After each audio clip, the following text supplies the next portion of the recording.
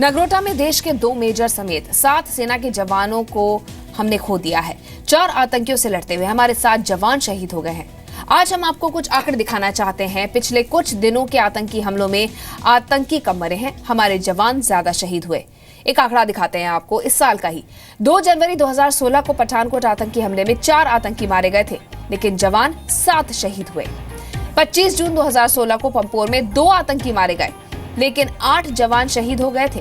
इसके बाद 18 सितंबर 2016 को उरी में 4 आतंकी मारे गए, लेकिन 19 जवान साथ में शहीद हुए। इसके बाद 29 नवंबर को यानी कि कल नगरोटा में 3 आतंकवादियों को मार गिराने में कामयाबी हमें जरूर मिली, लेकिन इस बीच हमने अपने 7 जवान खो दिए। तो नगरोटा हमले में मेजर कुणाल गोस्वामी और मेजर अक्षय गिरीश शहीद हुए हैं। मेजर कुणाल गोस्वामी महाराष्ट्र के शोलापुर के रहने वाले थे। कुणाल गोस्वामी 4 साल पहले सेना में शामिल हुए थे। परिवार में पत्नी है, बेटी है, एक भाई है। शहीद मेजर अक्षय गिरीश 31 साल के थे। अक्षय गिरीश बेंगलुरु के रहने वाले हैं। अक्षय के पिता वायुसेना में पायलट रह चुके हैं। परिवार में पत्नी और एक 2.5 साल की बेटी है। तो आपको बता दें कि 2 मेजर सहित हमने 7 लोगों को खोया है कल आतंकी हमले में।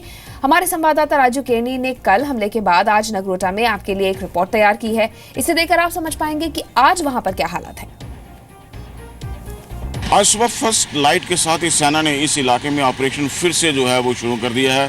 ये जो है लास्ट पॉइंट है, इससे आगे सभी की एंट्री जो है वो बैन कर दी गई है। और आगे यहाँ पे जो है सेना के जो है आउटर कार्डन यहाँ पे लगाया गया है, और इसके बाद जो है 3 कार्डन और सेना ने लगाए हैं। फिर फाइनल असॉल्ट की जो जगह है उसको कार्डन करके जो है वहाँ पे कॉम्बिंग ऑपरेशन जो है इस समय चलाया जा रहा है। और सेना का कहना है कि अगर कोई आतंकी जो कल का ऑपरेशन हुआ है उसमें अगर कोई बच के निकल के कहीं पे छुप गया है तो उसको भी आज जो है न्यूट्रलाइज कर दिया जाएगा, मार गिराया जाएगा। सेना को काफ़ी इस ऑपरेशन में नुकसान हुआ है। 2 ऑफिसर्स में 7 जवान शहीद हो गए हैं। एक सबसे बड़ी राहत की बात है कि जो होस्टेज लाइक क्राइसिस यहाँ पे बन गया था उसको जो है न्यूट्रलाइज कर दिया गया, उसको ख़त्म कर दिया गया। और जो सैनिकों के परिवार थे, जो कुछ सोल्जर्स थे, उनको यहाँ पे जो है पूरी तरह से रेस्क्यू कर गया। और एक बड़ी बात जो उभर के सामने आ रही है कि 2 महिलाएं थी, जो आर्मी ऑफिसर्स की वाइफ्स थी, उन्होंने इस ऑपरेशन में काफ़ी मदद की। उन्होंने अपने क्वार्टर जो थे, अपने जो फ्लैट्स थे, उनको अंदर से जो है लॉक कर लिया था, जिसकी वजह से मिलिटेंट जो हैं, जो रेजिडेंशियल एरिया था उसमें जो है वो शामिल नहीं हो पाए। लेकिन जो है सेना को काफ़ी नुकसान हुआ है इस ऑपरेशन में। कॉम्बिंग ऑपरेशन अभी तक जारी है। कैमरामैन मानी के साथ राजू केरनी, जी मीडिया, नगरोटा। तो आपको बता दें कि सर्च ऑपरेशन कल रात को रोक दिया गया था, लेकिन आज फिर सुबह शुरू किया गया है, ये देखने के लिए कि कहीं कोई और आतंकी बचा तो नहीं है। इधर महाराष्ट्र के नांदेड़ के जानापुरी के रहने वाले थे शहीद लांस नायक कदम संभाजी, और वहां से इस वक्त हमारे संवाददाता सतीश मोहिते जुड़ रहे हैं। सतीश, क्या वहां पर चल रहा है? गमगीन माहौल होगा, लेकिन लोग गर्व भी महसूस कर रहे होंगे कि देश के लिए शहादत दी है। नंदिता, सही बात है कि देश के लिए नांदेड़ जिले के जानापुरी के एक छोटे से जो गांव है, इस गांव के बेटे ने शहादत दी है।